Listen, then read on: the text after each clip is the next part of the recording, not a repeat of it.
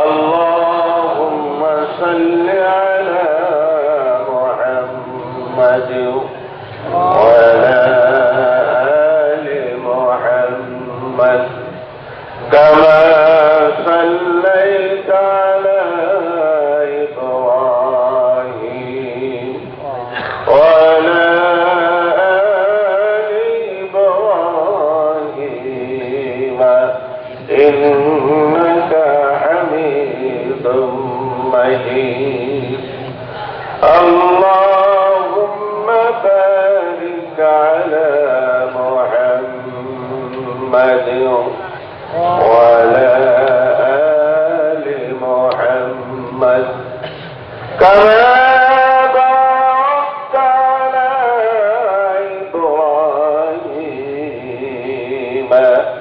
إنك حميد مجيد.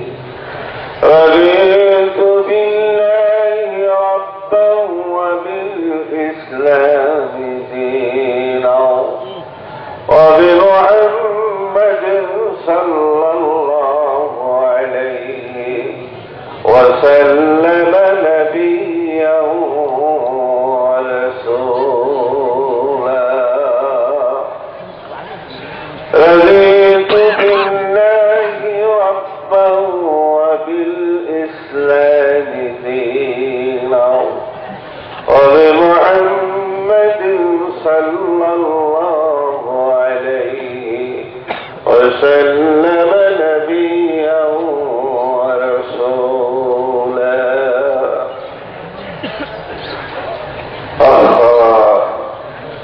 উপস্থিত মুআজ্জাজ হযরত ওলামা ইকরাম, আমার প্রাণ প্রিয় জাকিরিন ও আশিকিন ভাই ও বাবাজিরা, আল্লাহ রাব্বুল আলামিনের দরবারে অফুরন্ত শুকরিয়া আমাদেরকে হায়াতে বাঁচাইয়া ফজরের নামাজ জামাতের সাথে আদায় করার তৌফিক দান করলেন এবং পবিত্র জিকিরের মজলিসে আল্লাহ পাক মেহরবানি করে আমাদেরকে বসার সুযোগ করে দিলেন। এই জন্য সেই মহান আল্লাহ রাব্বুল আলামিনের দরবারে আমরা সকলের শুকরিয়া জ্ঞাপন করি। সকলে বলুন আলহামদুলিল্লাহ। আল্লাহ পাকের অত্যন্ত মেহেরবানি, যেহেতু তিনি হায়াতের মালিক, মওতের মালিক, সবকিছুর মালিক হচ্ছেন একমাত্র আমার মাওলা। তিনি যে আমাদের হায়াতের মধ্যে বরকত দিয়ে আমাদেরকে বাঁচাইয়া, যেহেতু ভাইজান ঘুম হচ্ছে মৃত্যুর ভাই, ঠিক কিনা বলেন? আল্লাহ পাক আমাদেরকে হায়াতে বাঁচাইয়া সুস্থ রেখে ভালো রেখে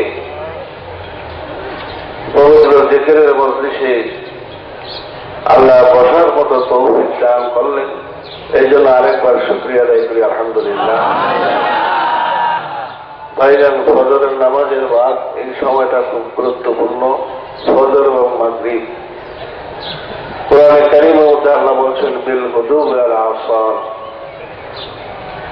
এই সময়টা হচ্ছে মূলত জিকিরের সময়। আর জিকিরের অর্থ হচ্ছে স্মরণ করা। কাকে স্মরণ করা? ভাইজান, আমরা যে জিকির করি এটা কোনো পীরের জিকির না, এই জিকির হচ্ছে আমার মাওলা, ঠিক কিনা বলে? এই জন্য অত্যন্ত মহব্বতের সাথে মাওলা পাকের জিকির করতে হবে। আমার ভাইরা, আমার বাবাজিরা, মাওলাকে যে আপনি ডাকতেছেন, আপনি যদি মাওলাকে নাও দেখেন, খেয়াল করতে হবে যে আমার মাওলা আমাকে দেখতেছে। সুবহানাল্লাহ। এই খেয়ালে জিকির করব। আল্লাহ রাব্বুল আলামিন বলছেন বান্দা কোরআনে কারীমের মধ্যে ফাযকুরুনি আযকুরকুম ওয়াশকুরুলি ওয়ালা তাকফুরুন। বান্দা যখন আমাকে স্মরণ করে, আমাকে যখন ডাকে, আমাকে যখন বোলায়, আমাকে যখন স্মরণ করে, আমার মাওলাও বান্দাকে স্মরণ করে। জোরে বলেন সুবহান। এই জন্য ভাই দোস্ত আসুন, খুব খেয়ালের সাথে মাওলাকে ডাকতে হবে। খেয়াল, কোনো ওয়াসওয়াসা যেন আমাকে গ্রেফতার না করে, সমস্ত খেয়াল কলবের থেকে দূর করে মাওলাকে কলবের মধ্যে বসাইয়া মহব্বতের সাথে মাওলাকে ডাক দিতে হবে। ধরে বলেন ঠিক কিনা? আমার ভাইরা, আমার বাবাজিরা, হযরত ইউনূস আলাইহিস সালাম মাত্র একবার আওয়াজ দিয়েছিলেন। কয়বার? তিনি মাছের পেটের মধ্যে সমুদ্রের গভীর তলদেশে অন্ধকারের মধ্যে যখন আটকা পড়ে গেছেন, হযরত ইউনূস আলাইহিস সালাম মাত্র একবার মালিকের ডাকতেছেন। কয়বার? হযরত ইউনূস আলাইহিস সালাম বুঝতে পেরেছেন যে এখান থেকে বাঁচার কোনো উপায় নাই যদি আমার মালিক আমার হেফাজত না করে। ধরে বলুন কথা ঠিক কিনা? আর হযরত ইউনূস আলাইহিস সালাম যদি এই মাওলার জিকির না করতেন, এই তাসবিহ যদি না পড়তেন, ধরে বলুন তিনি মুক্তি পাওয়ার কোনো উপায় ছিল? গরনা বুঝে আমুসাব্বাহ বদনে নো, গরনা বুঝে আমুসাব্বাহ বদনে নো, হবসে জিন্দা নজবুদে তাই আওয়াজো। হযরত ইউনূস আলাইহিস সালাম ওই মাসের অন্ধকার কোটার মধ্যে গভীর সমুদ্রের তলদেশে যখন তিনি আটকা পড়ে গেলেন, আমার ভাইয়া, আমার বাবাজিরা, তিনি যখন মাওলার জিকিরের তাসবিহ যখন শুরু করে দিলেন, লা ইলাহা ইল্লা আনতা সুবহানাকা ইন্নী কুনতু মিনাজ জালিমিন। ভাইজান, ডাইরেক্ট অ্যাকশন শুরু হয়ে গেল। মাছের পেটের মধ্যে ব্যথা আরম্ভ হয়ে গেল। আল্লাহর পয়গম্বরকে মাছ হজম করতে পারলেন না, একটা ডিগ স্তরের মধ্যে ভূমি করে ফেলে দিল। সুবহানাল্লাহ। আমার ভাইরা, আমার বন্ধুরা, একবার শুরু করেছিলেন তার মহব্বতে মাওলাকে ভাইজান যদি একবার ডাকতেন, মহব্বতের সাথে যদি জবানটা মাওলার জবানের কুদরতি জবানের সঙ্গে মিলে যদি ডাকতে থাকেন, আমার মাওলা বলবে বান্দা বোলাও কারে বল আল্লাহু আকবার। আমার ভাইরা, আমার বাবাজিরা, তাই খুব খেয়ালের সাথে কিছু সময়ের জন্য জিকির করবো। মাথাকে সামনের দিকে ঝুঁকায় দেন, চক্ষু দুইটা বন্ধ করেন। আমার ভাইরা, আমার খেয়াল করুন, আমার সময় আর বেশি বাকি না। ওই মালাকুল মউত আজরাইল আমার পিছনে দৌড়াইতেছে। কখন সময় এসে যাবে, আরে যখন সময় শেষ হয়ে যাবে, খাপড়ি আমার উঠে টান দিবে।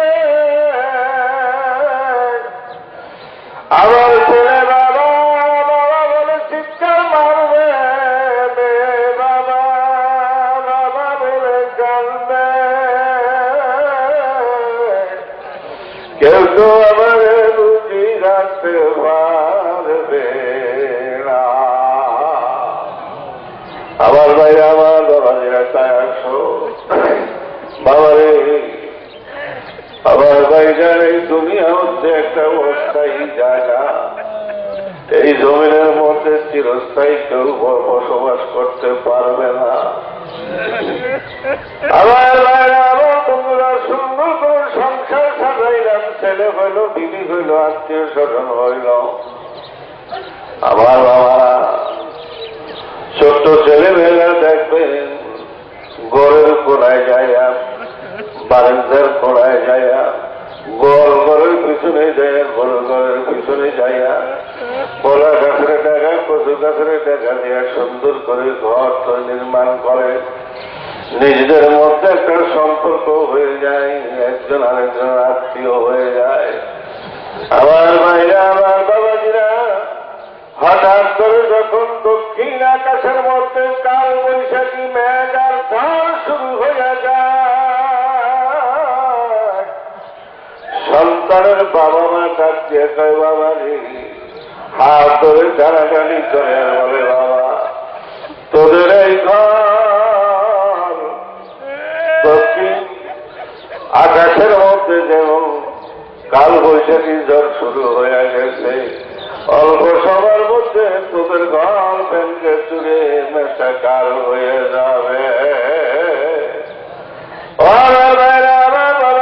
সুন্দর করে বাড়ি বানাইলাম, ঘর বানাইলাম, ছেলেবেলা মেয়েবেলা একটা সুন্দর সোনার সংসার। বাজারে যেদিন আমার ঘরের দরজা কাল বৈশাখী আমার দিন হয়ে যাবে,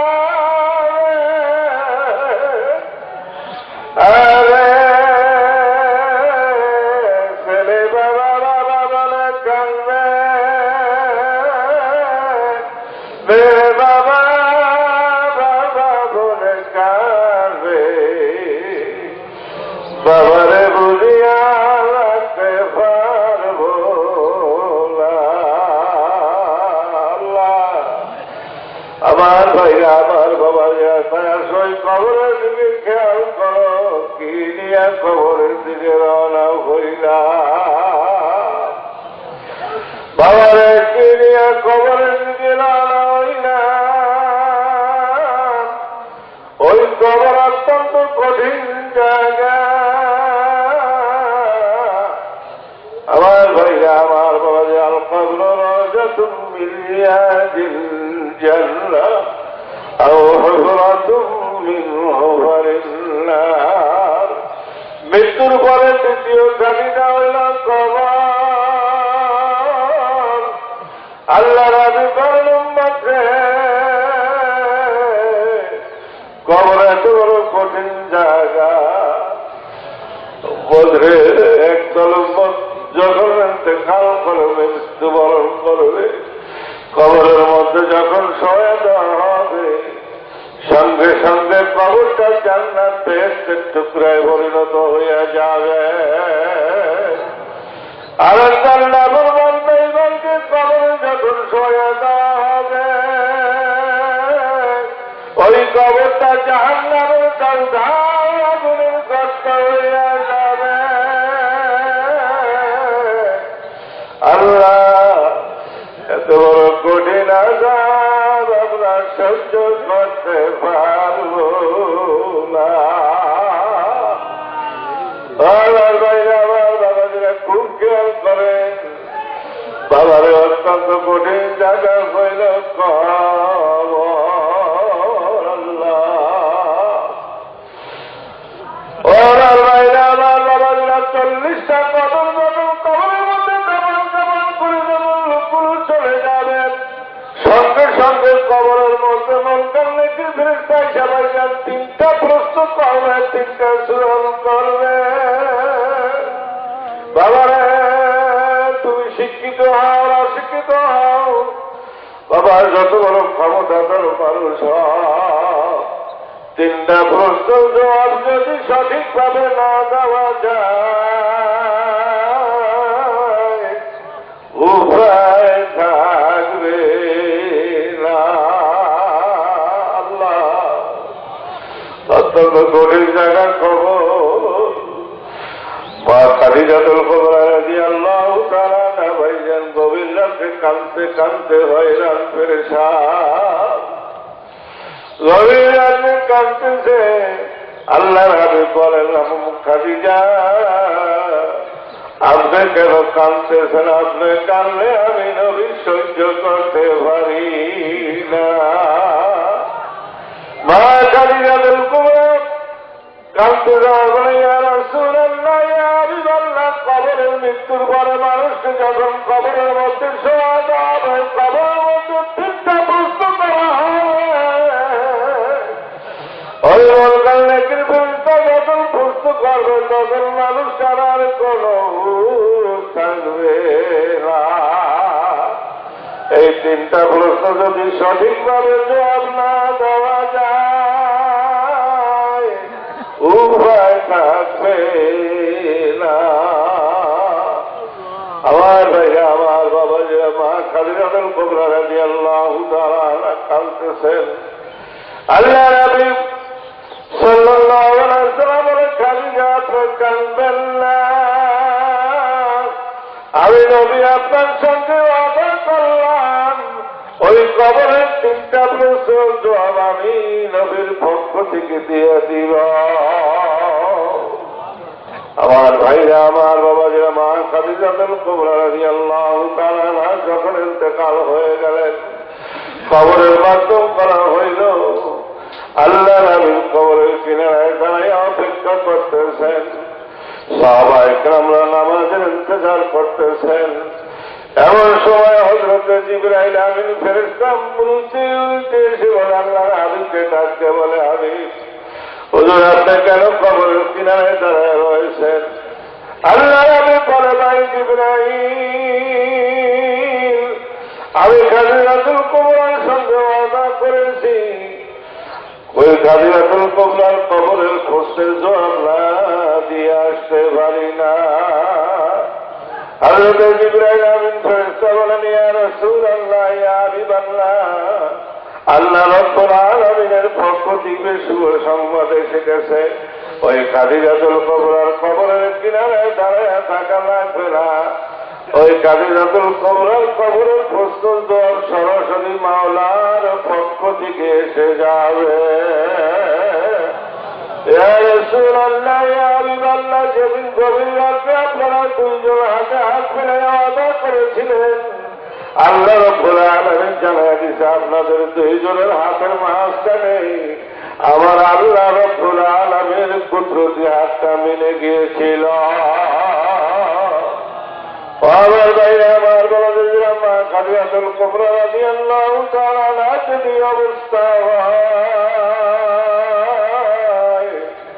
বাজান তোমার আমার কি উপায় হবে কবরে? অত্যন্ত কঠিন জায়গা বাজান কবর, আর কি নিয়ে কবরের দিকে রওনা হইলা? এ বাবা, কবরে যদি ইমান নামের দৌলত যদি কবরের কাপড়ের মধ্যে করে না নিয়ে যাইতে পারো, বলার উপায় থাকবে না। ধরে বলুন ঠিক কিনা? হযরত আব্দুল কাদের জিলানী রাহমাতুল্লাহ আলাইহি তামাম আউলিয়াদের মাথার তাজ ইন্তেকালের পরে যখন কবরের মাধ্যম করা হলো, একজন খাদেম ভাইজান জিয়ারত আরম্ভ করে দিলেন। যখন জিয়ারত শুরু করে দিলেন, ওই খাদেমের কাসরুল কবর হয়ে গেল, ডাইরেক্ট কবরের সঙ্গে তার যোগাযোগ হয়ে গেল। এবার খাদেম জিজ্ঞেস করে, হুজুর আপনি কবরের মধ্যে কি অবস্থায় আছেন? হযরত আব্দুল কাদের জিলানী রাহমাতুল্লাহ আলাইহি বলে, বাবা কবরের মধ্যে ভালো অবস্থায় আছে, কিন্তু বাজার একটা ব্যথা এখনো আমার কলিজার দিকে যায় না। কেমন কথা বললেন? কেমন আমার কবরের মধ্যে দাফন করে যখন লোকগুলো চলে যায়, আকাশে বিদ্যুৎ চমকায়, শব্দ হয়, মাটি চিত্তে চিত্তে যেন কি কবরের দিকে আসতে আরম্ভ করেছে। আমি অনুভব করছি দুটা এরিয়ার মধ্যে ভূমিকম্প শুরু হয়ে গেছে। ওই গোরস্থানের মাটি থরথর করে কম্পন শুরু হয়ে গেছে। আমি একবার ডানের দিকে তাকাইয়া দেখলাম, আবার বামের দিকে তাকাইয়া দেখলাম, পলাইয়া যাওয়ার জায়গা পাইলাম না, পালিয়া যাওয়ার জায়গা বুঝি পাইলাম। এবারে 3টা প্রশ্ন করা হবে, মার রব্বুকা মা দীনুকা মান নবিয়ুকা। আমার ভাইরা, আমার বাবারা, 3টা প্রশ্ন যখন ইমানদারকে করা হবে, ইমানদার সঙ্গে সঙ্গে প্রশ্নের জবাব দিয়ে দিবে। যখন সুবহানাল্লাহ।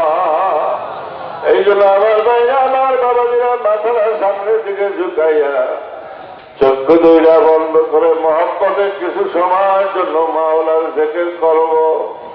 আমার ভাইরা, আমার বাবারা, যেখানে একমাত্র মাওলার জন্য জোরে বলুন, কার জন্য?